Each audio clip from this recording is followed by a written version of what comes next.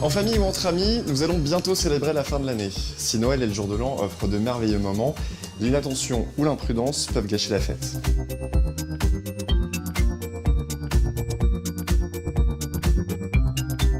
Coupures, incendies, chutes, électrocutions, chaque année, les accidents de la vie courante touchent plus de 11 millions de Français. 20 000 perdent la vie et la grande majorité de ces accidents se produit à la maison.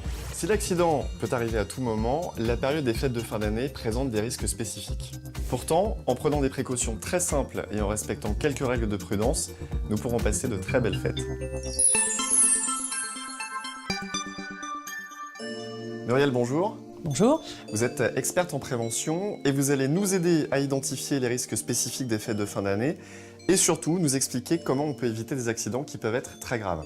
Alors commençons par le sapin, symbole de la magie de Noël. Pour que la fête soit belle, quel roi des forêts choisir et comment le décorer en toute sécurité? Alors, plusieurs choix s'offrent à vous, soit un sapin naturel, soit un sapin artificiel ou un sapin floqué. C'est celui qui est couvert d'une mousse blanche ou colorée. C'est le plus inflammable des trois, ne le placez jamais près d'une source de chaleur.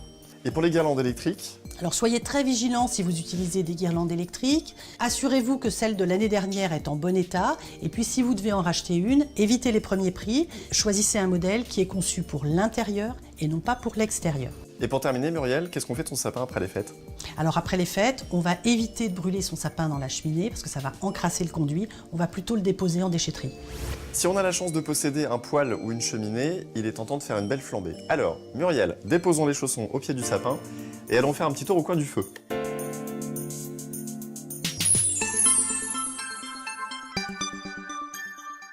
Le foyer nous fascine et nous réchauffe, mais il n'est pas sans danger. Muriel, comment est-ce qu'on peut faire un beau feu en toute sécurité, sachant que, outre le risque d'incendie, le monoxyde de carbone peut intoxiquer les habitants de la maison? Alors effectivement, les intoxications au monoxyde de carbone font chaque hiver plusieurs dizaines de victimes. Mais un ramonage effectué par un professionnel et puis une bonne ventilation de l'air intérieur constituent déjà une bonne prévention. On peut également investir dans un détecteur de monoxyde de carbone qu'on placera au niveau de la combustion et qu'on choisira conforme à la norme. Et pour une cheminée à foyer ouvert? Alors si vous avez une cheminée à foyer ouvert, utilisez systématiquement un pare-feu pour éviter que les escarbilles n'enflamment le mobilier ou les objets environnants. C'est particulièrement important lorsque vous allez vous coucher et que le feu reste sans surveillance.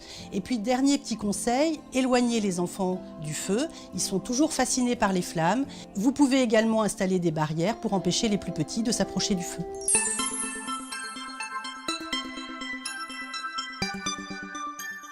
La cuisine est un lieu plein de pièges, notamment pour les enfants, n'est-ce pas Muriel? Oui, absolument. La cuisine reste la pièce la plus dangereuse de la maison. Chute, coupure, intoxication, brûlure, c'est un lieu à haut risque. Lorsqu'on prépare le repas, par exemple, on est moins disponible et attentif aux enfants, donc éloignons-les sous la surveillance d'un autre adulte. Et pendant les fêtes, le grand classique, c'est la blessure en ouvrant les huîtres. Oui, effectivement, utilisez un couteau adapté et un gant de protection. D'autres conseils pour les cordons bleus? Alors si vous devez flamber un plat, soyez très vigilant et pensez à bien éteindre la hotte avant de craquer votre allumette. Et puis au fur et à mesure du repas, pensez à ranger hors de portée des enfants les plats chauds ou les verres d'alcool à moitié pleins. Oui, parce que pendant les fêtes, on boit souvent du champagne. Alors à ce propos, prenez des précautions pour ouvrir vos bouteilles de champagne. Est-ce que vous savez qu'un bouchon de champagne dans l'œil, c'est la première cause de cécité accidentelle? Gardez toujours une main sur le bouchon et n'ouvrez pas la bouteille en direction de vos invités.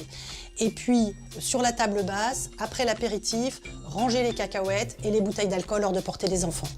Tout semble prêt pour la fête, il manque plus que le Père Noël. Allons voir s'il est passé.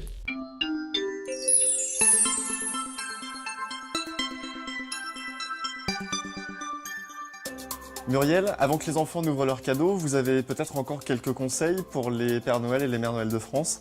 Alors rien ne pourrait être pire qu'un accident provoqué par un jouet de Noël. Lors de l'achat, lisez attentivement les mentions sur le jouet ou sur son emballage. Choisissez un jouet adapté à l'âge de l'enfant. Un jouet par exemple idéal pour un petit de 5 ans pourrait être dangereux pour un plus jeune. Et pour les peluches? Alors les peluches, vérifiez la solidité des peluches et puis du compartiment sécurisé des piles qui ne doit s'ouvrir qu'à l'aide d'un outil. Suivez scrupuleusement les notices d'utilisation et les conseils de montage. Et qu'est-ce qu'on fait des emballages? Retirez tous les emballages, les sacs plastiques, les cartons avec lesquels les enfants pourraient se blesser et puis montrez si besoin à votre enfant la bonne utilisation de son jouet. Merci beaucoup Muriel pour tous ces conseils. Une petite coupe? Pourquoi pas, mais avec modération et sans prendre le volant après. Bonne fête à tous! Avant de vous quitter, je vous invite à vous rendre sur le site d'Attitude Prévention pour retrouver tous les conseils de prévention à partager avec vos proches. Bonne fête, belle année à venir et restez prudents.